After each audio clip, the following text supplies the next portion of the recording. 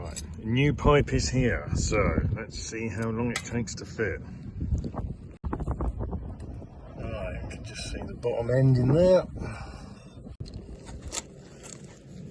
Now, the bottom union, you move the union and it's undoing the little base bit that it's attached to the valve body. So, if you get the two spanners on the two things correctly, you can get them so you can squeeze them together and undo it.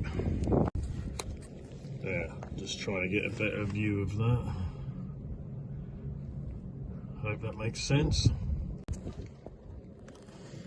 Right, these two bits of the union are rock hard together, difficult to get spanners into it, but the bottom one is undoing out the valve body, so I think I'm just going to cut the pipe, because I know it's broken anyway, and take the bottom union out of the valve body, separate them in the vise, and then put it back in, and then put the new pipe on. Right, okay, I did undo the heater pipes, and I've been scratching my head, because the bottom won't undo. There's a bracket on the bottom with a difficult little bolt. I'll put a little picture up. It's down there. It looks like there's a bracket holding the two high pressure pipes together, and it's bolted onto the back of the block. And I can't get to it, even though I've undone these pipes, and I thought, well, I'll have to take the wiring out of the way and stuff. And I think it's going to be easier from underneath if it's on the ramp. So well, I think I'll have to try and do this at the weekend.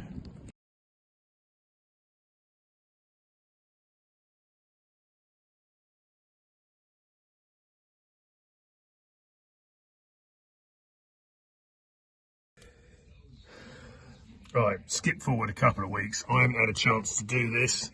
The bottom pipe, as I may or may not have said before, for me it was 2 weeks ago, but for you it was about 30 seconds. That union is turning round, the big one. The bottom section on the valve body is turning, but the union to that little joint doesn't want to separate, and plus there's a little bolt on the back of the block which holds those two high pressure feed pipes from the pumps together, and I can't get to them that easily, and I need to do it on the ram stuff. And I thought, well, I'm gonna have to take these valve bodies off, so, and I know I'm gonna have to take the spheres off because there's no pressure in one, so probably not either. So anyway, I'm gonna take them off and renew them. So the point being, we're just gonna take these off, take the bodies off the side. I've undone this gauge and it's still pumping out. It was at 1500 when I loosened it, and it's just slowly been going down. Right, it's a clip like this that is holding those two pipes that go from the pumps to the to those two unions there and there together at the back of the engine. That's one of the ones that I can't get off because it's really hard to get to. Not that, it's the little bolt that's holding the tab to the back of the block. Right, we're getting there, and they're not wanting to play ball. I'm just taking the switches off to get to the bolts. Now, the unions for these little return pipes, they undo out of the body, but they're fused to the pipe, the same as the other unions, so I can't really get heat in there. I'm hoping that I can sort of take the bodies off of take the valve bodies off of the block and unwind them from the thing, but I don't think there's going to be enough room, but we'll see. Okay, so it's unbolted from the engine. The only thing left holding it on is that union feed from the high pressure pump. So let's see if it will untwist itself.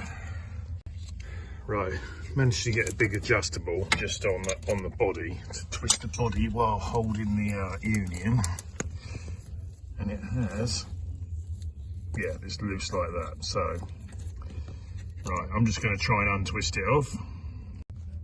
Right, I've tried twisting it. That little pipe gets in the way, hits the block, even though I thought it would go in that little concave bit and come out the other side, but it won't go right the way around. So I'm gonna have to try try and do in the union. If not, just put a heat shield behind it or something and see if I can warm it up. Right, I've managed to get in there. I put a leather glove behind it and just warmed it up with a heat gun for a short while. Yeah, sprayed it so I can get it off now, hopefully. Okay, success. I've managed to get the little union and the end of the pipe to move independently.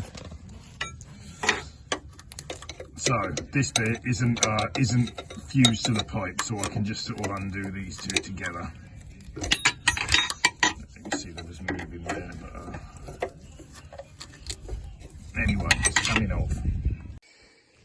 So all fun and games, we got them off. Right, I just warmed up the union and undid the those little pipes. Held that in the vise like that and just got a big adjustable on that, turned the valve body. And so we're going to send these off and get some reconditioned ones back. I don't know if this is going to be the last bit on this video, but if it is, I'll see you in a couple of weeks. Okay, so back to the valve bodies. I'm going to quickly strip these in case I need to get a kit, which I'll probably do. I haven't got a 1-inch Allen key, so what I've done is welded 2 sump plugs front to front, dropped them in oil.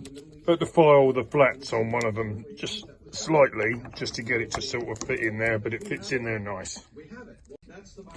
Right, you crack this off, and then a good tip, before you start undoing it all the way, I like to get a wire brush and clean up all the stuff and the threads and stuff before. So, you undo the big nut on the end. I just give it like a little tap on the edge of the vise and stuff come out, but you can see there's a bit of gunge in between there, look. So good job to yeah, strip it and clean it. So I'll get the seal kits. They actually feel all right.